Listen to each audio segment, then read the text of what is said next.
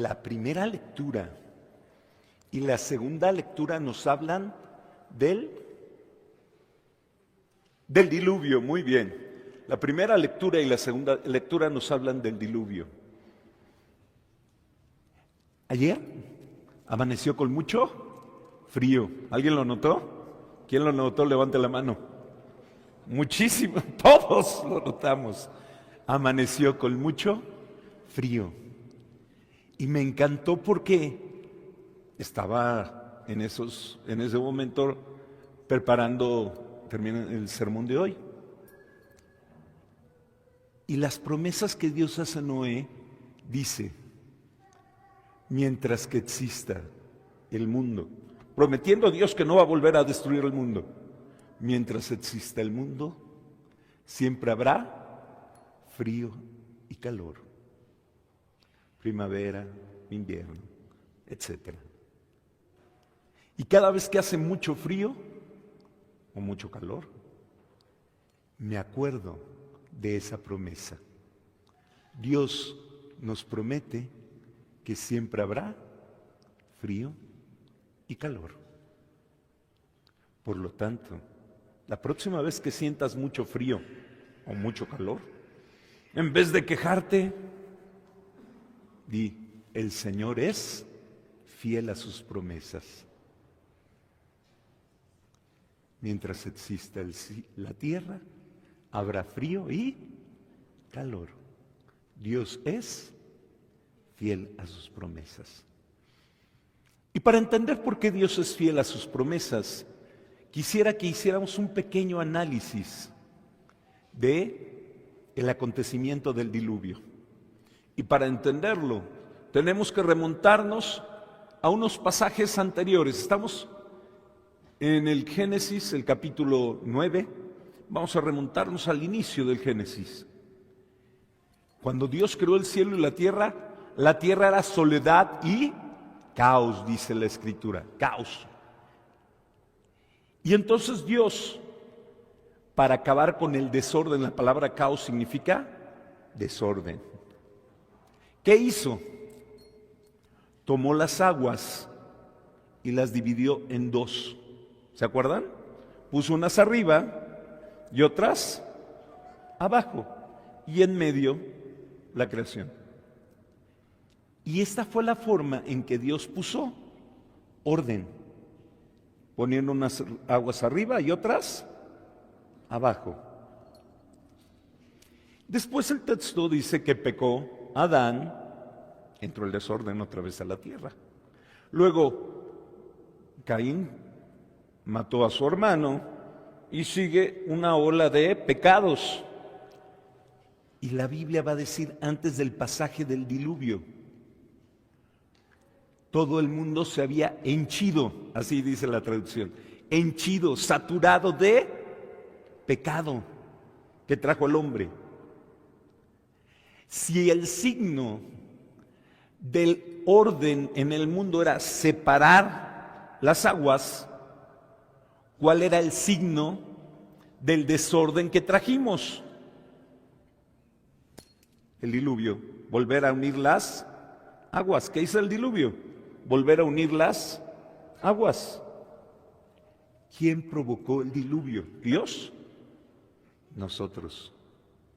Es más, estamos a punto de provocar nuestro siguiente diluvio, pero no es Dios, somos nosotros los que llenamos el mundo de caos.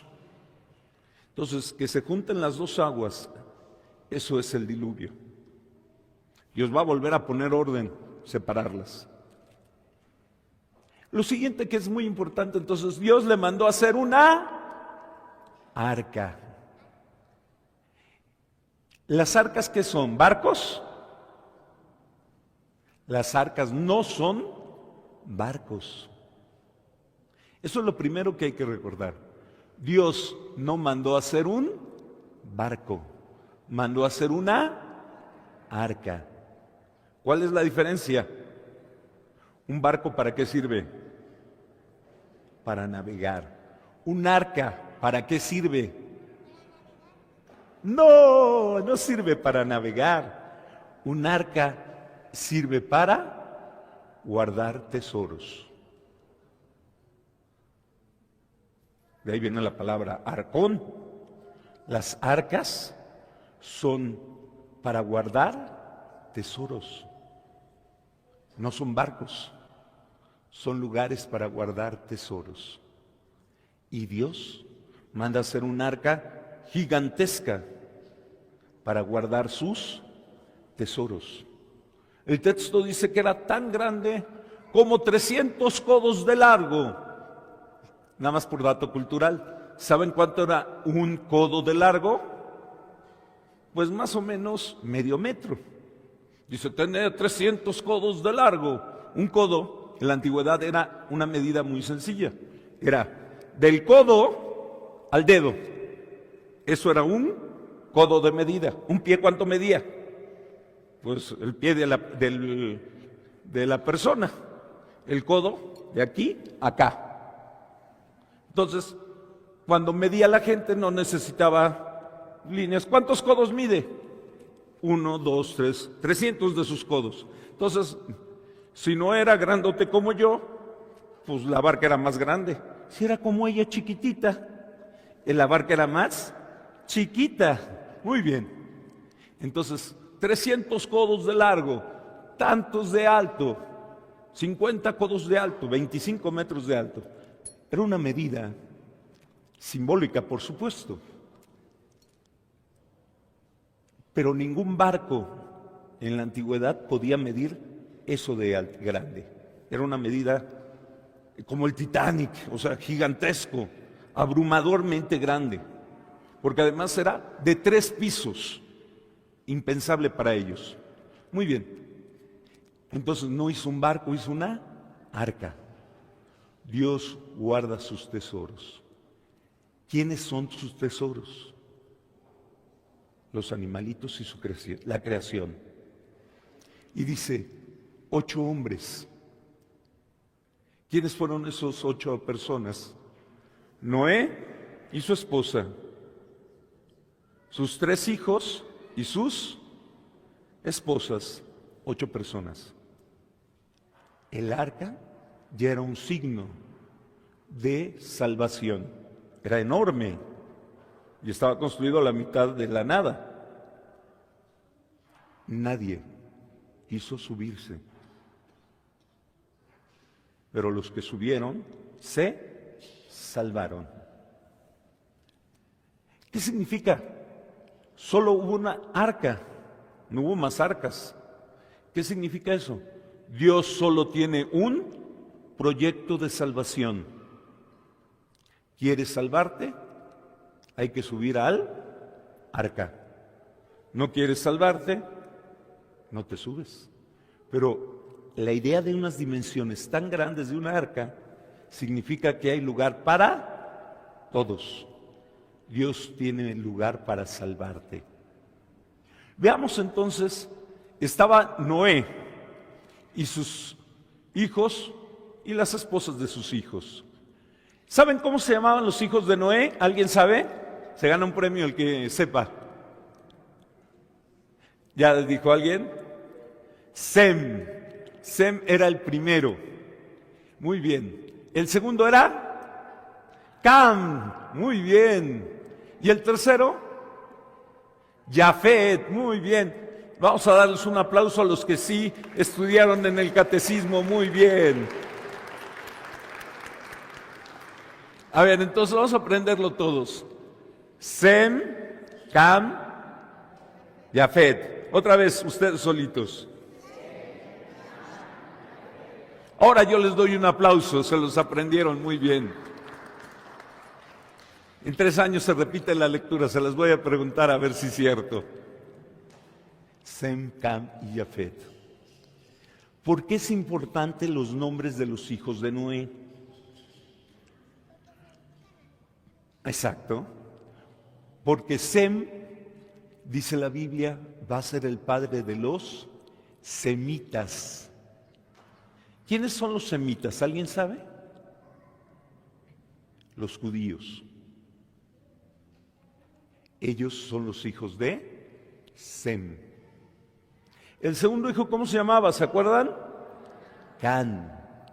Y era el padre de los cananitas. ¿Quiénes eran los cananitas? Los vecinos de los judíos, con los que siempre van a tener pleitos, todavía hoy. Entonces, Sem, semitas, Cam, cananitas, los pueblos vecinos de Israel. Y Jafet va a ser el padre de los pueblos lejanos. Para los judíos, Jafet es el padre de todos los que no son ni cananitas ni semitas, es decir, nosotros. Bueno, para ellos eran los egipcios, los griegos y los romanos.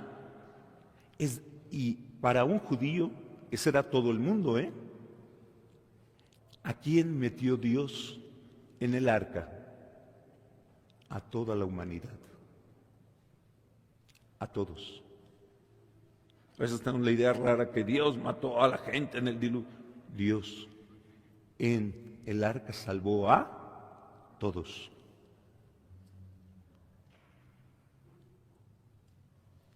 La enseñanza profunda es esta. ¿Cuántos proyectos dijimos tiene Dios para salvarnos? Uno. ¿Cuál es el arca donde cabemos todos nosotros? La iglesia. La barca de San Pedro. Es el arca donde caben todos los tesoros de Dios.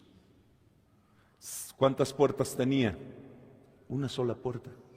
Y una sola ventana, ¿sabían? Una sola puerta. Es la única puerta, el único lugar donde podemos salvarnos todos es Jesús. ¿De qué fue construida el arca? De madera. De la madera viene nuestra salvación. La cruz es el arca que nos salva. Y Dios ha abierto una puerta para entrar en el arca. La lanza que atraviesa a Jesús, su corazón. El corazón de Jesús es donde anida, en las llagas de Cristo, anida y vive la iglesia. Es el único proyecto de salvación y el único necesario. Todos estamos llamados a mirar al crucificado y salvarnos en Él. Pon tu mirada en Cristo. Anida, vive en el arca del corazón de Cristo, que se ha abierto para que tú entres en ese corazón. Y dentro de este corazón te salvarás. ¿Cuántos días duró el diluvio? 40. Será la primera vez en la Biblia que aparece el número 40. 40 días el diluvio. 40 días Moisés, antes de recibir los 10 mandamientos, estará en ayuno y oración. 40 años el pueblo en el desierto. 40 días Jesús va a estar en el desierto tentado por el demonio, como dice el Evangelio de hoy. 40 días estamos viviendo hoy en la Cuaresma para entrar en el plan de salvación de Dios. Estamos llamados e invitados. Si eres listo, ábrete al proyecto de Dios. Hay un lugar para ti.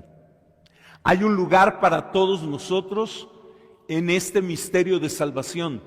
¿Quién no tiene lugar? Los fariseos. ¿Quién no tiene lugar? Los soberbios. ¿Quién no tiene lugar? Quien no está dispuesto a entrar al corazón de Jesús. Es necesario que el pecado sea purificado por el agua.